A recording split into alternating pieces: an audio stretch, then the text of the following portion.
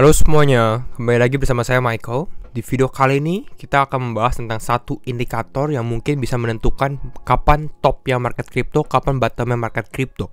Ya, jadi di video kali ini kita akan lihat karena mulai ada indikasi-indikasi tentang bottomnya market crypto ya. Apakah itu benar? Nanti kita akan coba analisa teknikal dan kita membahas kira-kira indikatornya itu apa. Ya, jadi kalau misalnya teman-teman suka video ini, jangan lupa untuk share videonya, like ataupun subscribe. Kita akan langsung membahas apakah ini benar-benar bottomnya market crypto. Karena kita bisa lihat selama beberapa hari terakhir market crypto ini mengalami kenaikan sekitar cukup signifikan ya. Untuk hari ini saja naik sekitar 5,7%. Bitcoin bisa diperhatikan langsung naik ke level 20.800 ya, naik sekitar 5%. Ethereum naik 12%. Kita lihat ada Solana naik 12%. Rata-rata memang mengalami kenaikan yang cukup signifikan. Kita lihat selama 24 jam terakhir ada Quant naik 20%, Lido, Compound, AAV, Convex Finance, Kusama, CRV. Jadi rata-rata ini kalau kita scroll mungkin 10%, 8%, belasan persen gitu ya untuk hampir semua altcoin. Bagaimana dengan yang mengalami penurunan? Tidak terlalu banyak yang mengalami penurunan. Kita bisa lihat di sini rata-rata hanya stable coin ya, yaitu adalah stable seharusnya. Jadi ini kita bisa lihat update-nya. Lalu kita lihat untuk fear and greed, sebenarnya market lebih masih ke dalam arah extreme fear, masih takut juga gitu ya, walaupun memang secara harga kita mengalami kenaikan. Nah, kita akan langsung bahas untuk indikatornya apa. Indikatornya yaitu adalah Pi Cycle. Ya, Pi Cycle di sini ada dua indikator, yaitu adalah Pi Cycle Top Indicator. Ini adalah indikator untuk topnya, kira-kira top untuk Bitcoin, khususnya ini untuk Bitcoin ya. Mungkin di beberapa aset kurang terlalu bekerja, tapi untuk Bitcoin ini cukup pas gitu ya.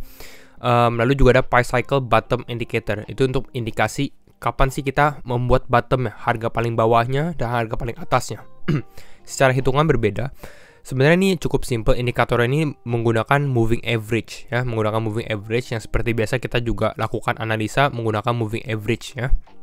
Nah, kita lihat ini harga grafik Bitcoin-nya. Yang digunakan adalah kalau kita lihat dari sini, the Pi Cycle Top Indicator has historically been effective in picking out the timing of market cycle.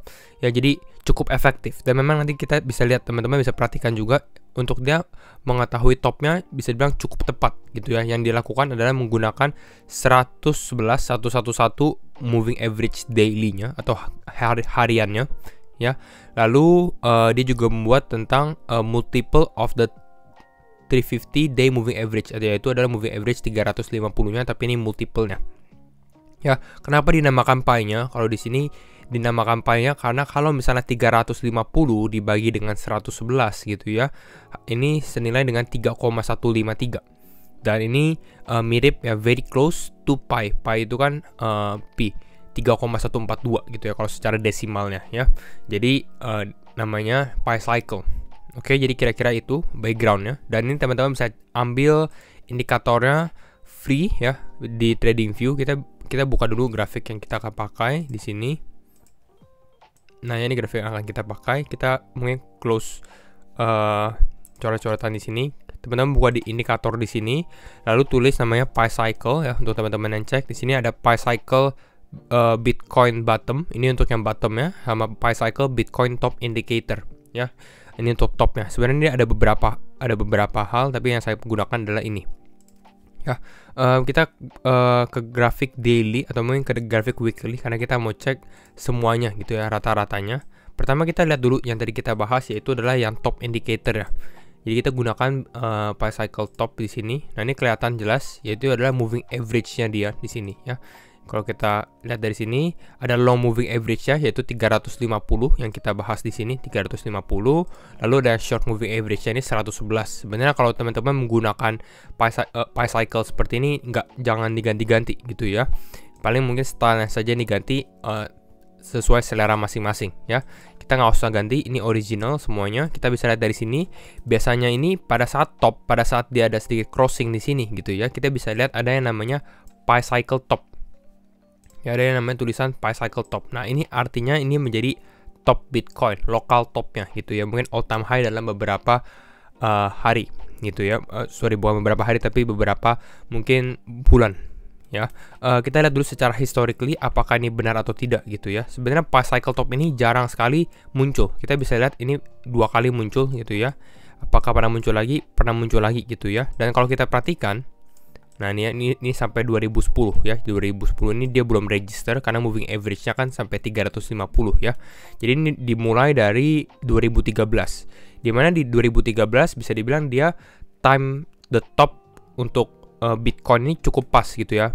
Plus minus 1 minggu lah. Di sini dia naik, Bitcoin sempat naik all time high di 262, tapi indikatornya flashnya atau munculnya di 1 minggu sebelumnya ya. Ini di tahun 2013. Kita lihat juga di sini di tahun berapa?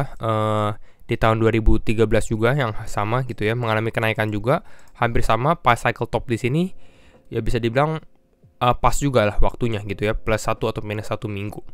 Dan kita lihat dari scroll kita ke atas di sini pada saat tahun 2017 ya, pada saat Bitcoin membentuk topnya ya, kita bisa kelihatan juga di sini munculnya pas cycle top juga gitu. Dan memang topnya bisa dibilang cukup persis juga. Kita lihat di sini topnya di sini, dan memang ini adalah minggu di saat Bitcoin all time high.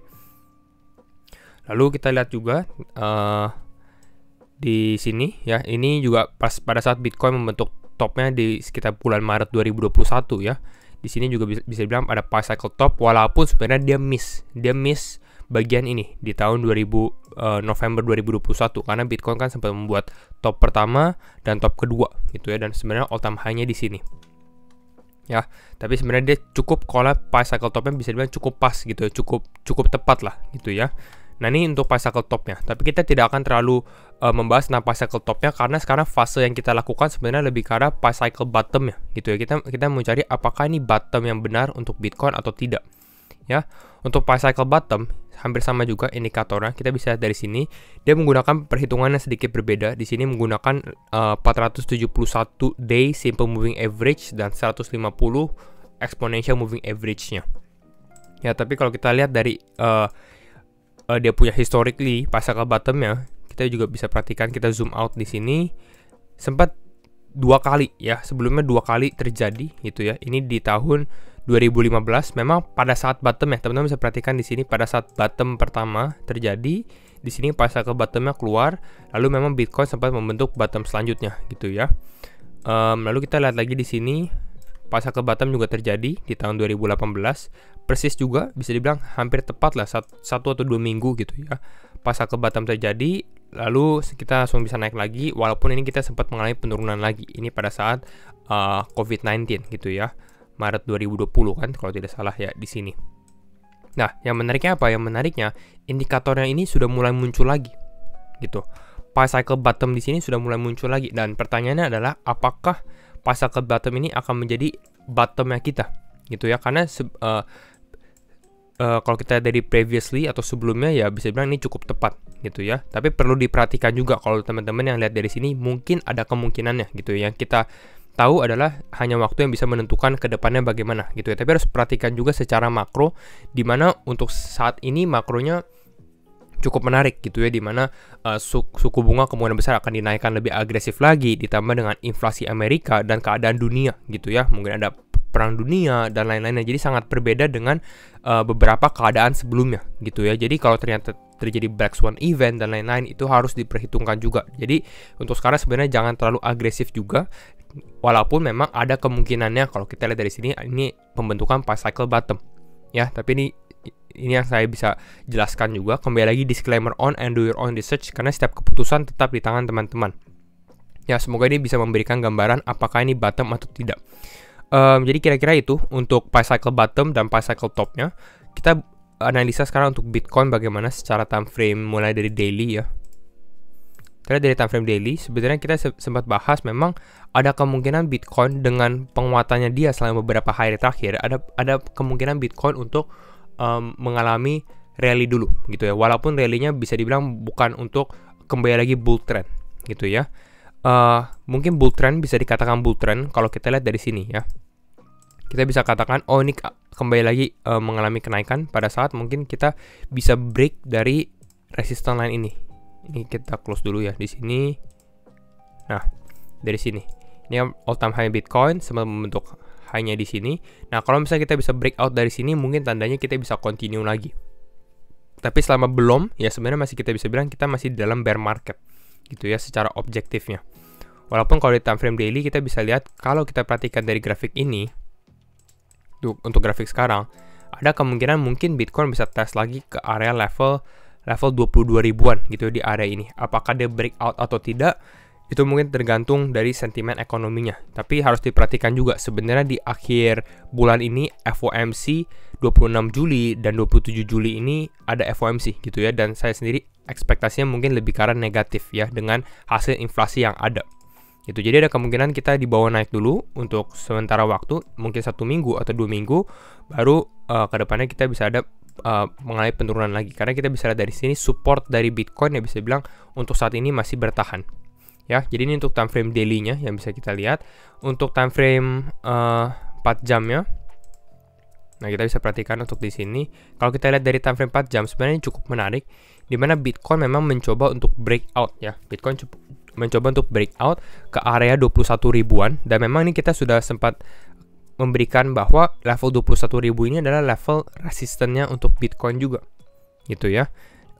Berikut juga di area sekitar level ini nih 20.800-an. Nah, di sini ya. Dan memang kita bisa perhatikan bahwa Bitcoin sendiri failed atau gagal untuk closing di atas resistennya untuk saat ini gitu ya. Gagal untuk closing di atas ini, mencoba breakout ke 21.000 tapi sepertinya juga di sini gagal closing juga gitu ya untuk di atas level 20.800. Jadi artinya bagaimana? Artinya mungkin selama beberapa hari ke depan karena memang bisa dihitung-hitung kita naiknya cukup besar gitu ya. Kenaikan kita kalau dihitung-hitung untuk Bitcoin sendiri naik sekitar 11% dalam waktu beberapa hari.